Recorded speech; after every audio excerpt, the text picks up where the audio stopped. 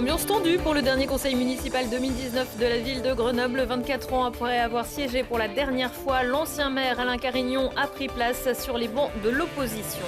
Et grâce au Vinci, le SAMU social de Grenoble, les habitants de la rue ont eu droit samedi à un moment festif de Noël sur l'esplanade de la caserne de Beaune. Concerts, animations et surprises.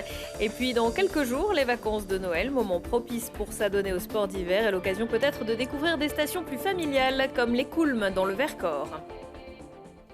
Bonsoir à tous, ravi de vous retrouver dans ce JT du lundi 16 décembre 2019. Toutes les heures à partir de 18h, l'essentiel de l'actualité du Grand Grenoble en moins de 10 minutes. Dans 3 mois, les élections municipales. Alain Carignon, candidat avec son groupe issu de la société civile, n'a pas attendu le printemps pour faire son retour au conseil municipal de Grenoble.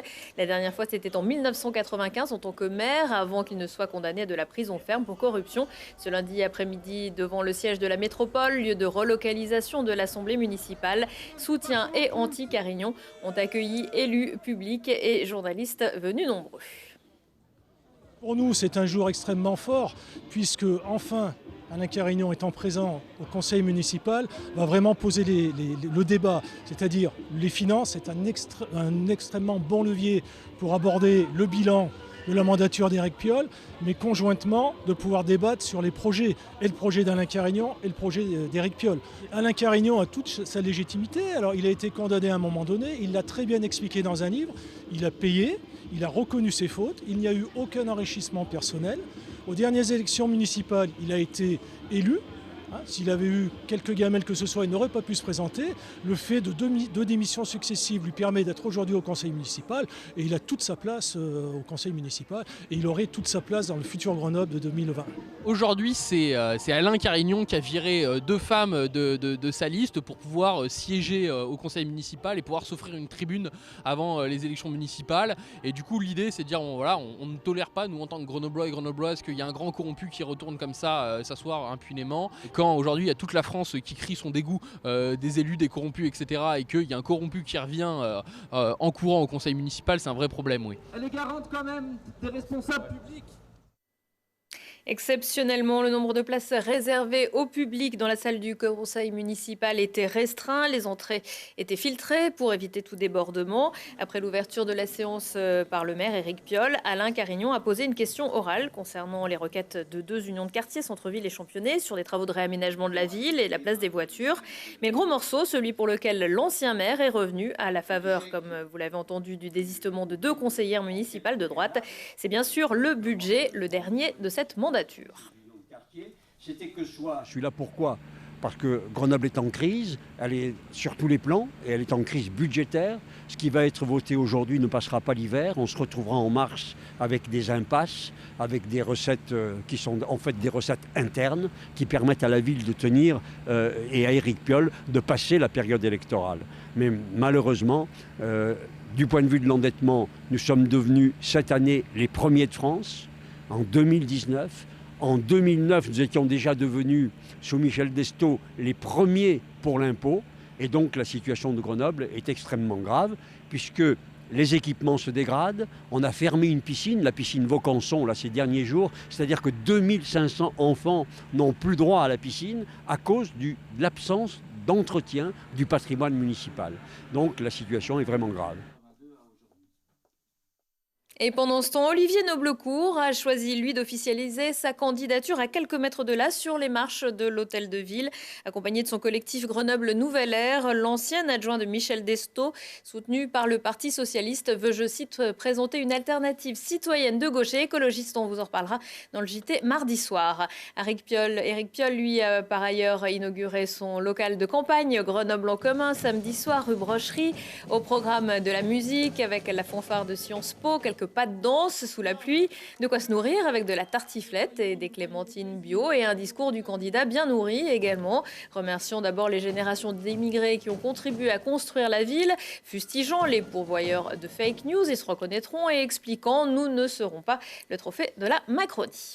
Ce 16 décembre marquait aussi l'arrivée dans la métropole de 200 nouveaux équipements de mobilité à la location de 1 heure à 7 jours, dont 120 vélos à assistance électrique, 12 vélos cargo VAE également, mais surtout 32 trottinettes électriques qui n'attendaient que l'arrivée d'une réglementation en la matière. Attention, les véhicules en location pour l'instant dans 7 agences métro vélo parc devront être ramenés à leur point de départ. Autre nouveauté, dans 13 des 21 parkings du réseau, 1 millier d'espaces de stationnement pour vélos sont désormais disponibles. Les infos pratiques sont donc disponibles à partir de ce lundi sur métrovéloparc.fr. 365 jours sur 365 ou presque, le Vinci, le SAMU social de Grenoble, vient en aide aux personnes qui vivent dans la rue en organisant notamment des maraudes pour proposer un café, une soupe, un peu de chocolat et surtout quelques minutes d'attention. Mais samedi, l'association grenobloise a voulu proposer à ces femmes, ces hommes, parfois ces enfants au quotidien difficile, un temps festif pendant que d'autres s'apprêtent à fêter Noël avec leurs proches. Et c'est sur l'esplanade de la caserne de Beaune que tout le monde a pu oublier le temps d'une après-midi ses difficultés. C'est un moment festif et de partage. Donc on a effectivement fait des sacs à dos cadeaux. À côté de ça, il y a de la nourriture. Ils viennent chercher un sac à dos. Dedans, on met gants, bonnets, écharpes, de l'hygiène. Et à côté de ça, on a acheté des lampes torches, on a acheté 2-3 choses qui sont utiles dans la rue en fait. Ces dernières années, on a noté une augmentation des gens à la rue, la précarité augmente, enfin en tout cas sur Grenoble, c'est criant. Il y a vraiment beaucoup de monde à la rue. Ce qu'on vient chercher, la première chose, c'est la nourriture pour se nourrir. Et puis après, ensuite, on nous donne quelques petits trucs, un sac, des chaussettes, gants, ce qu'on a besoin, quoi, du dentifrice, etc. Le besoin quotidien, voilà, c'est un réconfort pour nous parce que l'hygiène, pour moi, est indispensable. Même si je ne prends pas des douches tous les jours. Parfois, il faut attendre 3-4 jours, suivant le week-end, comment ça se passe. Mais on fait avec. Et vous pouvez soutenir le SAMU social en vous rendant sur le site internet du SAMU-social-grenoble.fr. Nouvelle journée d'action contre la réforme des retraites mardi 17 décembre. La nouveauté, c'est qu'après les annonces du gouvernement de la semaine dernière, la CFDT a décidé de se joindre au mouvement. À Grenoble, à l'appel de plusieurs syndicats, une manifestation partira à 10h de la place de la Gare pour rejoindre le parc Paul Mistral via l'avenue Alsace-Lorraine, le cours Jean Jaurès, puis les boulevards Foch et Joffre. Le 5 décembre, 12 500 personnes avaient défilé à Grenoble, environ 3 fois moins mardi dernier. Les travaux d'aménagement de l'A480 provoquent de nouvelles fermetures de nuit de 20h30 à 6h. L'axe est fermé à compter de ce lundi jusqu'à jeudi dans les deux sens de la bifurcation A48 à 480 N481 et le diffuseur du Rondeau. Les bretelles d'entrée en direction de Grenoble seront fermées à partir de 19h30 et celles en direction de Lyon à partir de 20h. Les bretelles Louise Michel et Vercors restent également fermées dans les deux sens, mais elles 24h sur 24. On va parler maintenant à présent de ce qui s'est passé dans le week-end sportif avec du ski, du biathlon, du ski de piste, mais également des sports collectifs. C'est le résumé des sports du week-end qui est préparé ce soir par Mathias Arez. Premier podium en solo de sa jeune carrière pour Émilien Jacquelin.